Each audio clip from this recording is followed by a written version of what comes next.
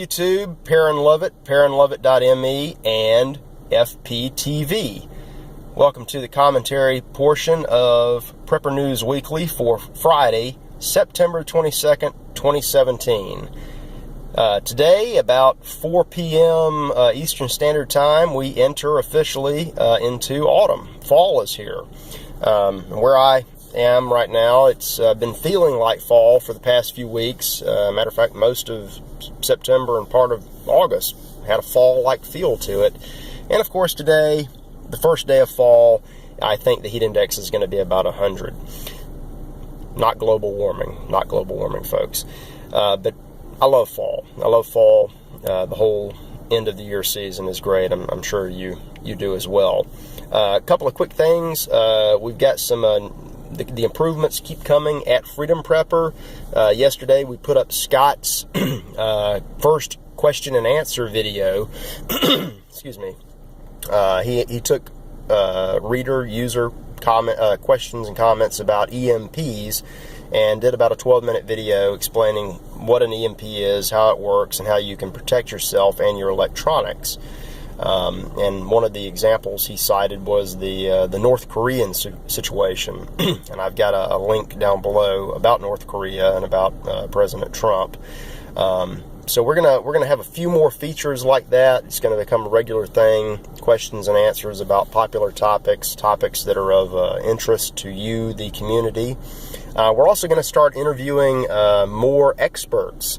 There's a good chance that you may see a split screen of me interviewing somebody about EMPs, water filters, firearms, etc. I've just got to get over the technological hurdles. I'm not really a techie kind of person. The fact that you're watching me at all on a computer is remarkable. But we're going to get there, and it's going to be great.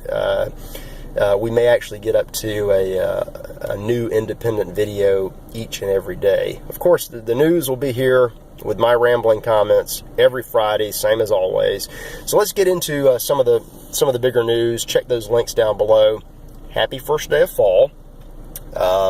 This has been a very busy week, and like the past 3 or 4 broadcasts, I've got to start out with another hurricane. Hurricane Maria kind of snuck up on us, and a major Category 5 storm has hit the United States again. It hit Puerto Rico.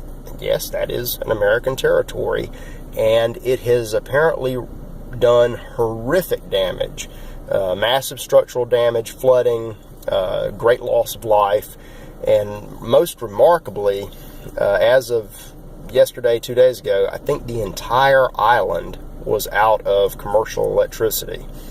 So we need to pray for the folks in Puerto Rico.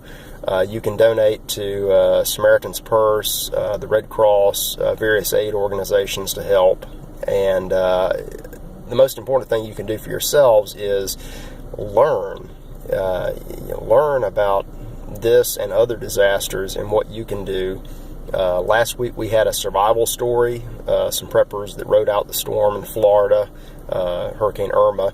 There are going to be people that were just fine in Puerto Rico because they were prepared, and we can all use that as a good positive example of how we can prepare for storms, wars, EMPs, anything, whatever comes our way.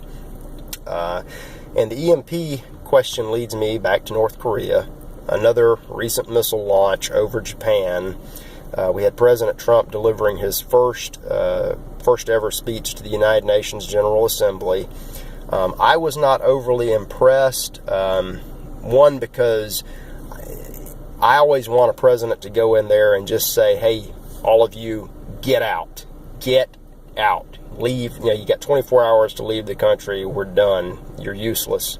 But he, in a way, it was a very pro-American speech. It sounded like something that a neocon had written. I think he outright threatened North Korea, Iran, and Venezuela. And Iran and Venezuela do not pose any sort of threat to the United States at all. North Korea does now, although I think the level of threat is really overblown. First This is nothing new. This has been an ongoing a Cold War for 60 years between the two countries. Also, even with nuclear missiles, even with hydrogen bombs on top of 6,000-mile range missiles, Kim Jong-un is still not a tremendous threat to the United States. The Russians have 7,000 such missiles, and they don't use them. They're not going to use them because of the threat of reprisal from us. If Kim Jong actually launched a nuke at America, regardless of whether it actually hit and did damage, there would be nothing left in North Korea, and he knows that. None of this is good, but I think it is an overblown phenomenon. I'm going to try to find some interesting links. I saw something on the news this week from an expert about why we haven't shot one of these missiles down yet, and the answer may be we haven't because we can't. But I'll just leave that there. A lot more going on. I read something today, interesting commentary off of Lew Rockwell's site about the Trump presidency and where it's going. And it looks like it's starting. You can never count Trump out because he's a maverick, but it's starting to look like he's either caved in or the establishment has got firm control, and just about every one of his campaign rallying points has been abandoned. The debt, taxes, Obamacare, immigration. Still haven't seen a wall yet. It looks like the swamp is resisting the efforts to drain it. But we'll see. It's only been 10 months. We'll give it a little bit more time. There's a lot of swamp issues all over America that need to be drained. At Georgia Tech this week or last weekend, maybe the end of last week, there was a student who called police and ended up getting shot to death. And now there's a very large stink over that because this particular person was how should I put it? I don't understand this stuff. A trans, non-binary person, a person with issues. And this person with issues called the police and said, hey, there's a man dressed, and he gave him an exact description, around my dormitory acting crazy. He's carrying a knife, and he's got a gun under his shirt. So the police show up, and sure enough, here's a man, matches the exact description, like he had given it to him himself. He's acting crazy. He's got what appears to be a knife, so they can reasonably assume that he probably also has the gun. They tell him to drop the knife. He doesn't. They end up shooting him.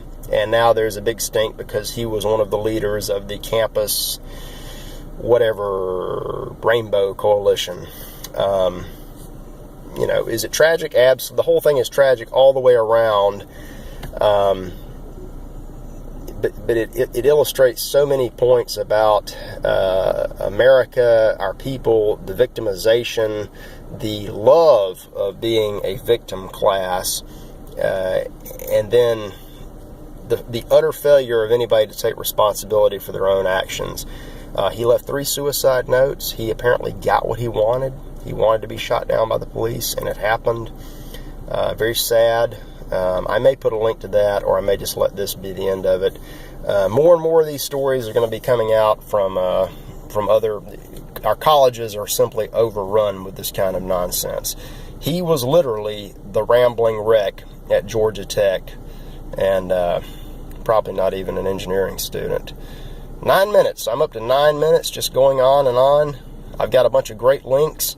I am going to go out and start exploring fall today. Gonna head up to the mountains. If the leaves are changing, I may send a few pictures out.